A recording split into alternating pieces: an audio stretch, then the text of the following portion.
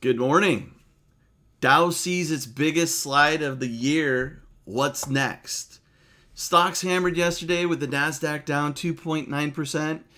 Futures flat overnight. Crude oil continues its slide.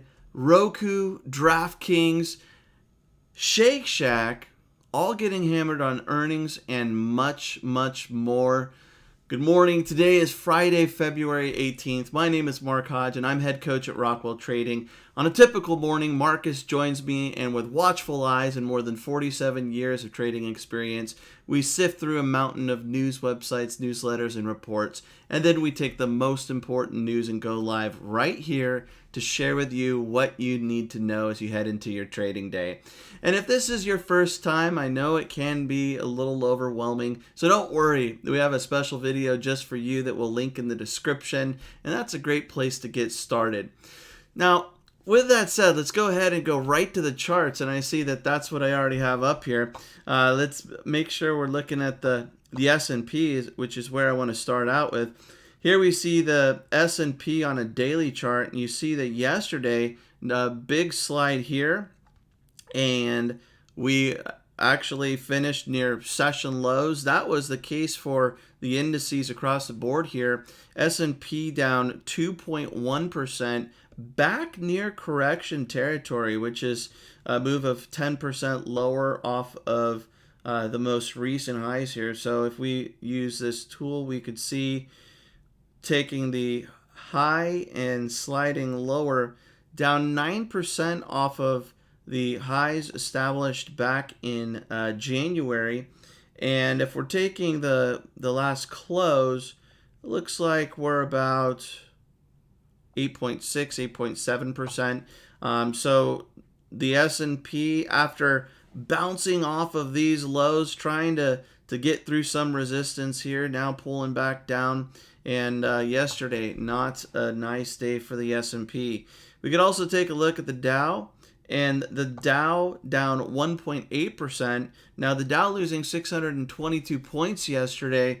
It was the biggest daily drop for the Dow since November. So not a nice move for the Dow. And the Dow just sliding, finishing near session lows. But it was the Nasdaq that actually saw the biggest loss.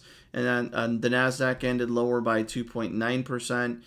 We can see here, if we take the most recent highs back in November, we are down about 15% in the Nasdaq. So haven't gotten down to these lows that we saw towards the end of January, but still a pretty decent slide yesterday. We could take a look at a 5-minute chart and see that it was really a prolonged selling throughout the day. The indices opened lower, dropped a little bit in the morning. They tried to find some ground there and stabilize here, trying to find some support. But then midday and towards the end of the session, just continuing its slide. Now, why the drop? We've talked about the big three right now. The Fed, which you could also combine with inflation, the Fed reacting to inflation and inflation just being extremely high right now.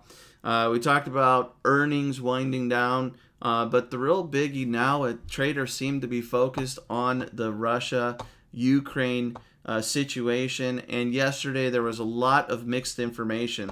So Ukraine accused pro-Russia separatists of actually attacking a village near the border. And in the U.S., Secretary of State Antony Blinken was headed to the United Nations, and he made an urgent appeal against an invasion. Now, President Biden, he did warn that the possibility of Russia invading Ukraine was very high, and warned that if Russia were to move into Ukraine, energy markets could see a big impact. Now, Biden also pledged that a major new Russia-German gas pipeline would be halted.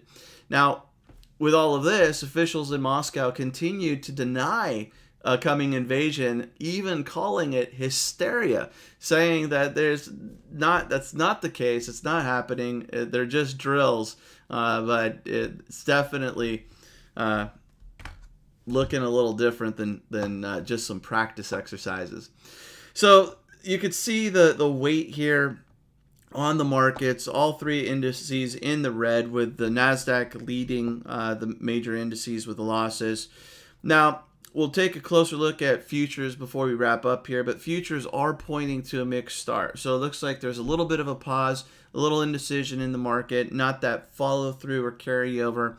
Although we are heading into a 3-day market weekend for the U.S. exchanges. Markets will be closed, exchanges will be closed on Monday, and it will be interesting to see if traders want to be long going into the weekend. So we'll see where things end up today. Could be a big day.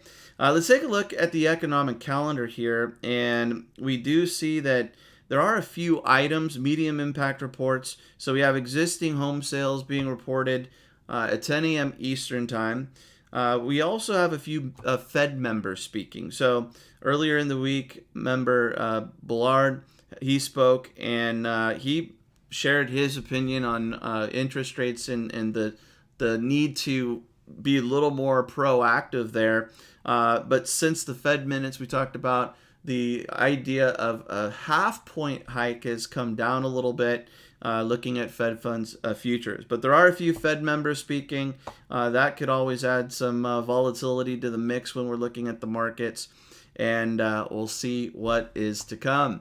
Now, I want to take a look at some individual names, some movers. And the first one I want to bring up is Roku. So ROKU, the ticker symbol. And Roku, gosh, just having a heck of a time since July, just sliding, and it's not looking any better for Roku. We see here trading back at lows not seen since May of 2020 overnight, down 28%, getting hammered pre-market after the video streaming company missed revenue expectations.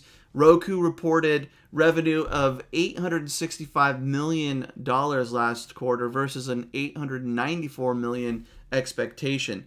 What some might view as even more concerning is the company also issued first quarter revenue guidance below consensus. So Roku missing the mark there and is suffering pre-market, down 28%. Let's take a look at another one. Let's go with DraftKings here, DKNG, another growth stock just getting hammered, just plummeting since September. It looked like it was stabilizing a little bit, but down another 16.5% pre-market. The sports betting company, they did report a narrower than expected quarterly loss and revenue that beat expectations, but the bigger concern, DraftKings projecting a wider than expected adjusted loss for the full year as costs continue to rise. So costs, inflation being the concern for many companies, and with that not changing anytime soon, that could have an impact on DraftKings. Now let's take a look at Dropbox, DBX, the ticker. Dropbox also down 4.6% here. Trading at $22.50 a share, putting it back at levels not seen since March of 2021. Now, Dropbox, they saw better than expected earnings. They beat estimates by 4 cents with adjusted quarterly earnings of 41 cents a share. Revenue also better than expected. Paid users numbers and average revenue per user were pretty much in line with expectations, but there was some guidance for the current quarter saying that the profit margin was going to be slightly lower than expected, and that seems to be weighing on the stock right now, down 4.5%. Deere, let's take a look at DE, the ticker.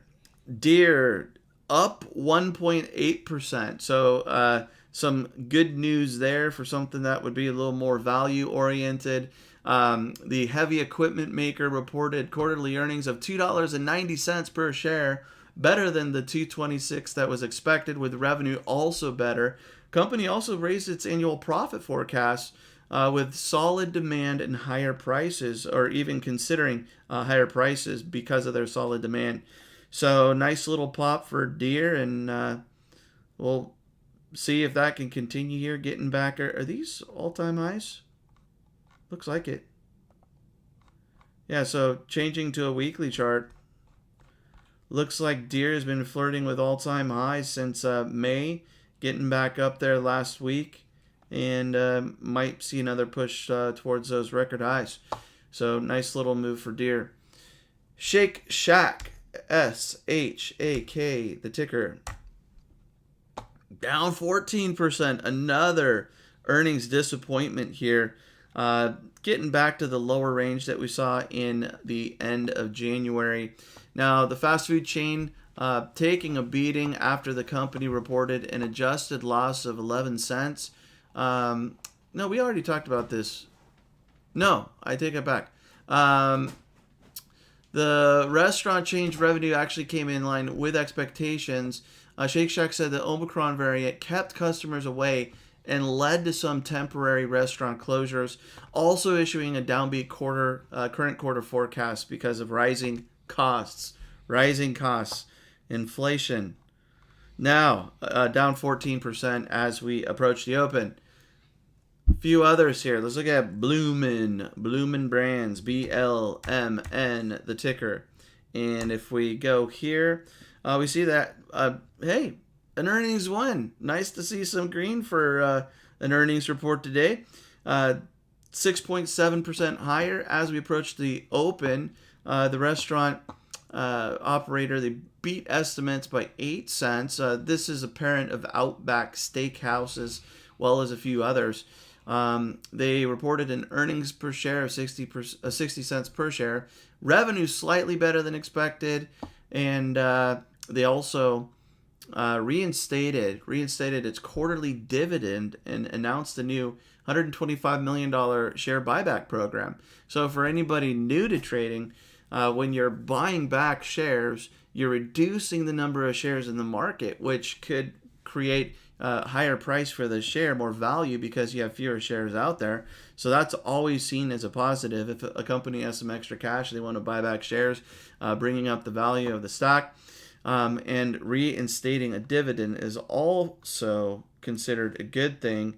If this chart is right, it looks like they suspended the dividend back in March of 2020 when COVID and the pandemic was, when we were deep in the pandemic and haven't seen a dividend since.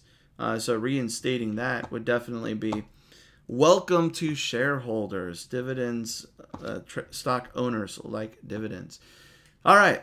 So one last one here. Let's look at Pilgrim's Pride, PPC, the ticker. PPC. This is not it. Let's try that again. PPC, and that is because there are a few different tickers here. We want Pilgrim's Pride listed on the Nasdaq, and we see here down 12%. So after this jump on earnings 2 quarters ago, just kind of staying in this range here, and now down 12.5% pre-market on this earnings call. But this is not just earnings related. They actually, I want to take that back. I thought it was earnings, but earnings were a few days ago. The news is what's driving this stock lower, and that is that the Brazilian meat packer JBS dropped plans to buy the poultry producer portion that it doesn't already own. So JBS actually holds an 80% stake in Pilgrim's Pride, but they couldn't agree on terms of a deal for the remaining 20%. And that's why when this deal was announced, it kind of started trading in this range.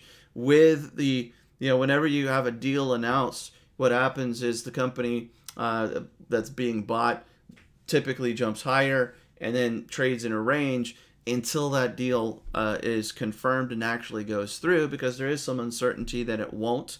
And it looks like that news that they've decided to, they couldn't agree on terms, that's sending the stock lower, down 12.5%. So not earnings, but down nonetheless. Taking another look back at futures here, we're still mixed. We were a little bit in the green and now a little bit negative for the Dow and E-mini S&P. Nasdaq just flat. E-mini S&P, you could see what we had overnight, just kind of all over the place. A jump in the Asian session and then a slide as we got a little closer to the U.S. session. But a lot of this just news driven right now, and traders trying to figure out if they want to be long going into the 3-day weekend. So Monday markets are closed. For those of you in the U.S., enjoy the 3-day holiday. We will not do a stock market update or coffee with Marcus on Monday, and we will resume our regularly scheduled program on Tuesday morning. Hey, take time to watch some of our videos. Take a look at the wheel video. We've had a really, really good year so far with the wheel. Looking to see what I could do today. I have some roles to consider, and just a real nice couple of weeks, even though the markets have had a tough time. The wheel's been working out nice. So take a look at the videos, and if you like this one, definitely give it a like. We're going to be here next week on Tuesday. Until then, happy trading, everybody, and enjoy the 3-day weekend.